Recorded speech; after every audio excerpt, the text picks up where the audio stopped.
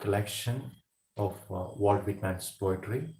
Walt Whitman, as we know, has begun anthologies of Whitman are Leaves of Grass, Children of Adam, Sea Drift by the Roadside, Drum Taps, Memories of President, etc.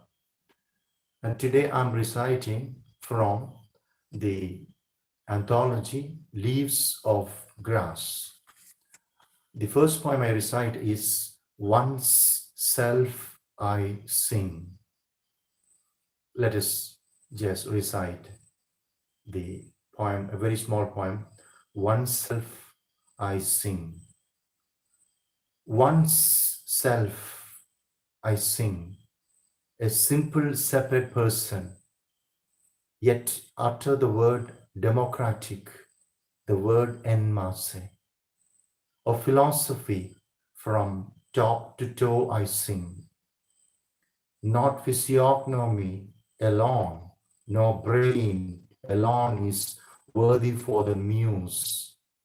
I say the form complete is worthier far, the female equally with the male I sing, of life immense in passion, pulse and power, cheerful for freest action formed under the laws divine, the modern man I sing. Next we listen to the second poem from the anthology in silence. It's a beautiful poem. Let's just understand this song. As I pondered in silence. As I pondered in silence, returning upon my poems, considering aspect, terrible in beauty, age and power, the genius of poets of all lands, as to me directing like flame its eyes, with finger pointing to many immortal songs and menacing voice. What singest thou? It said, knowest thou not there is but one theme for ever enduring bards, and that is the theme of war, the fortune of battles, the making of perfect soldiers. Be it so, then I answered, I to haughty shade also sing war, and a longer and greater one than any, waged in my book with varying fortune, with flight, advance and retreat, victory deferred and wavering, yet methinks certain, or as good as certain, as the last, the field, the world, for life and death, for the body and for the eternal soul. Lo, I too am come, chanting the chant of battles. I above all promote brave soldiers. Now we have the third song from the collection, Leaves of Grass, and it is titled In Cabin Ships at Sea. Let us listen. In cabin ships at sea, the boundless blue on every side expanding, with whistling winds and music of the waves, the large imperious waves, or some lone bark buoyed on the dense marine, where joys full of faith, spreading wide sails, she cleaves the ether mid the sparkle and the form of day, or under many a star at night. By sailors young and old haply will I, a reminiscence of the land, be read in full rapport at last. Here are our thoughts, voyages thoughts. Here not the land, firm land alone appears, may then by them be said. The sky overarches here.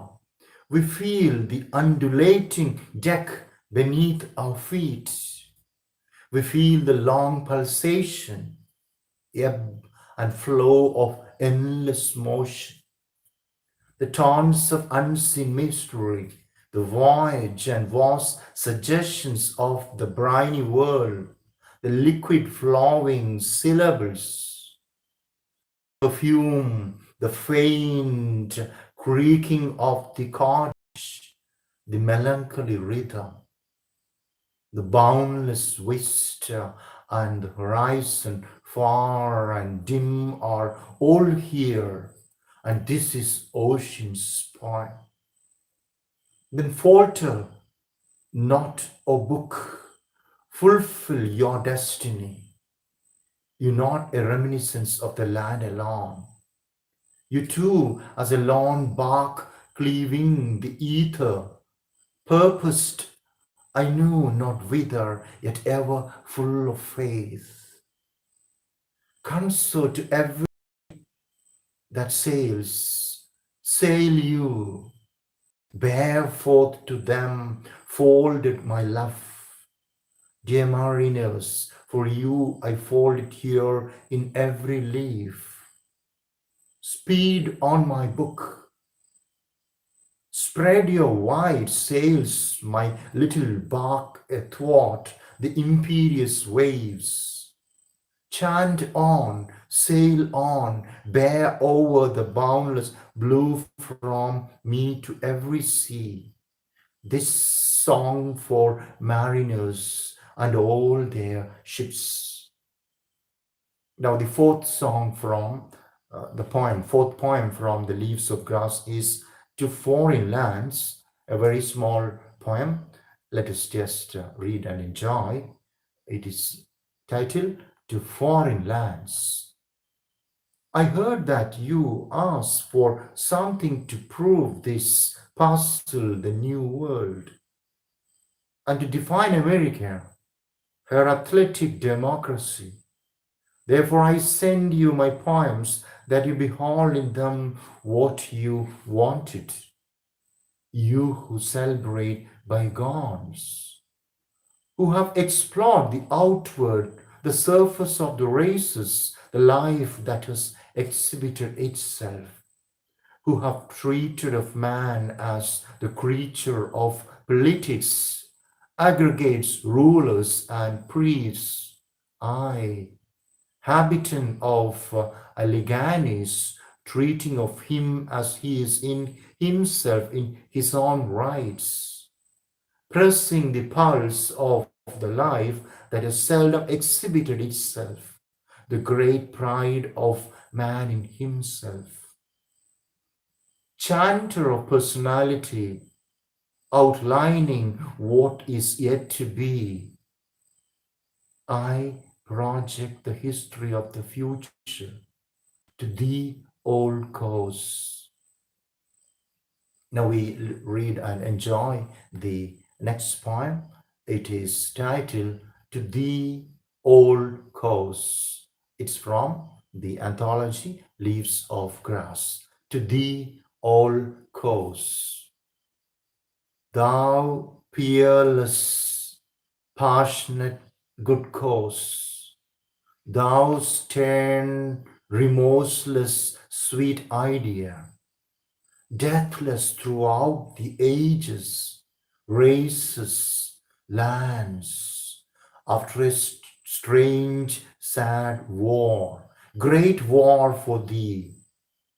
I think all war through time was really fought, and ever will be really fought for thee. These chants for thee, the eternal march of thee. A war, O soldiers, not for itself alone, far, far more stood silently waiting behind, now to advance in this book. Thou orb of many orbs, thou seething principle, thou well-kept Latin gem, thou center around the idea of thee, the war revolving, with all its angry and vehement play of causes, with vast results to come for thrice 1,000 years. These recitatives for thee, my book and the war are one, merged in its spirit, I and mine, as the contest hinged on thee, as a wheel on its axis turns, this book unwitting to itself around the idea of thee. Now we have another poem. It is titled For Him I Sing. It's a very small poem of 5 lines. It's a wonderful poem. Let's just listen to that beautiful poem. For him I sing. For him I sing. I raise the present on the past, as some perennial tree out of its roots, the present on the past. With time and space, I him delayed and fused the immortal laws, to make himself by them the law unto himself. Now we have another long poem. It is Eidolons, a long poem by Walt Whitman, again taken from the anthology Leaves of Grass. Let's just recite and enjoy the beautiful poem. Eidolons. Eidolons, the very poem is rather long, but it's really wonderful. Please listen. I met a seer, passing the hues and objects of the world, the fields of art and learning, pleasure, sense to glean eidolons. Put in thy chance, said he, no more the puzzling hour, nor day, nor segments, parts put in. Put first before the rest, as life for all, an entrance song for all, that of eidolons. Ever the dim beginning, ever the growth, the rounding of the circle, ever the summit, and emerge at last to surely start again. Eidolons, eidolons, ever the mutable, ever materials changing, crumbling, recohering, ever the ateliers, the factories divine, issuing eidolons. Lo, I or you, or woman, man, or state, known or unknown, we seeming solid wealth, strength, beauty build, but really build eidolons. The austent evanescent, the substance of an artist's mood, or savant studies long, or warrior, martyrs, heroes, toils to fashion his eidolon. Of every human life, the unites gathered, posted, not a thought, emotion, deed left out, the whole, or large or small, summed, added up in its eidolon. The old urge based on the ancient pinnacles, lo, newer, higher pinnacles from science and modern still impel the old urge eidolons. The present now and here, America's busy, teeming intricate wheel of aggregate and segregate for only thence releasing today's eidolons. These were the past of vanished lands, of all the reigns of kings across the sea, all conquerors, all campaigns, all sailors' voyages, joining eidolons. Densities, growth, facades, strata of mountains, soils, rocks, giant trees, far gone, far dying, living long to live, eidolons everlasting. It's salt, wrapped, ecstatic, the visible but the womb of worth, or orbit tendencies to shape and shape and shape the mighty earth eidolon.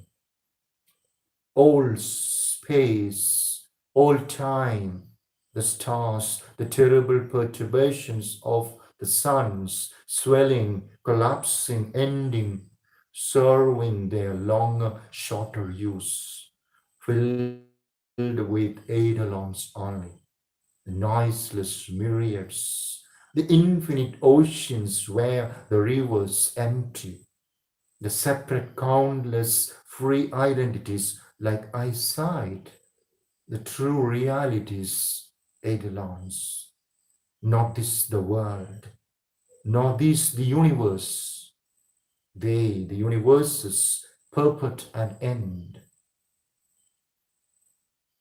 ever the permanent life of life, eidolons, eidolons, not this world, nor the universe, the universe's purport and end, ever the permanent life of life, eidolons, eidolons. Beyond thy lectures, learned professor, beyond thy telescope or spectroscope, observer keen, beyond all mathematics, beyond the doctor's surgery, anatomy, beyond the chemist with his chemistry, the entities of entities, eidolons, unfixed yet fixed, ever shall be, ever have been and are, sweeping the present to infinite future, eidolons, eidolons, eidolons. The prophet and the bard shall yet maintain themselves in higher stages yet, shall mediate to the modern, to democracy, interpret yet to them gold and eidolons. And thee, my soul, joys, ceaseless exercises, exaltations, thy yearning amply fed at last, prepared to meet thy maids, eidolons, thy body permanent, the body lurking there with thy body, the only purport of the form thou art, the real I myself, an image, an eidolon, thy very songs, not in thy songs, no special strains to sing, nor for itself, but from the whole resulting, rising at last, and floating, a round, full-orbed eidolon.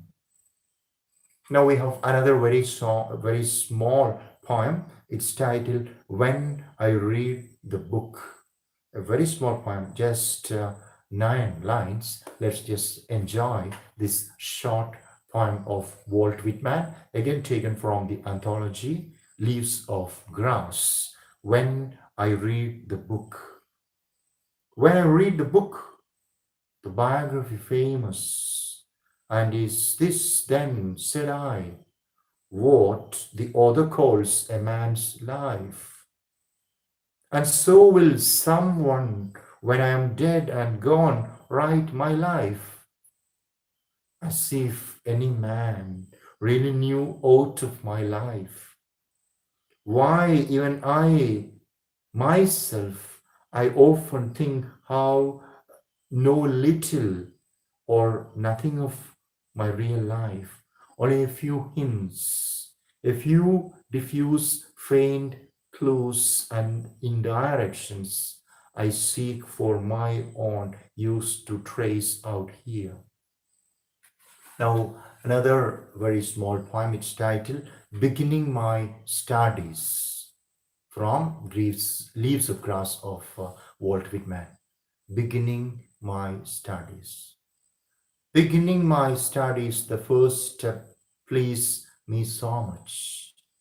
The mere fact consciousness, these forms the power of motion, the least insect or animal, the senses, eyesight, love. The first step, I say, owed me and pleased me so much.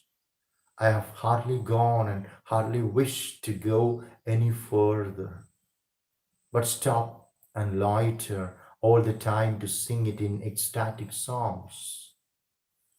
Yet another very small poem from Leaves of Grass of Walt Whitman. It is titled Beginners, Beginners, how they are provided for upon the earth, appearing at intervals. How dear and dreadful they are to the earth, how they inure to themselves as much as to any, what a paradox appears their age, how people respond to them, yet know them not, how there is something relentless in their fate all times, how all times mischoose the objects of their adulation and reward, and how the same inexorable price must still be paid for the same great purchase. Now, the next small poem of 3 lines by Walt Whitman from Leaves of Grass, and this will be the last poem I recite today. To the States is the title. To the States. To the States, or any one of them, or any city of the States, resist much, obey little, once unquestioning obedience, once fully enslaved, once fully enslaved, no nation, state, city of this earth ever afterward resumes its liberty. Okay, with this, we come to the end of the recitation of poems of Walt Whitman today. Tomorrow we will continue the recitation of the poems of Walt Whitman from the complete collection of poems of Walt Whitman. Thanks a lot for listening. Thanks a lot for watching. And thanks a lot for all your likes. May God bless you all. Bye-bye. Good night.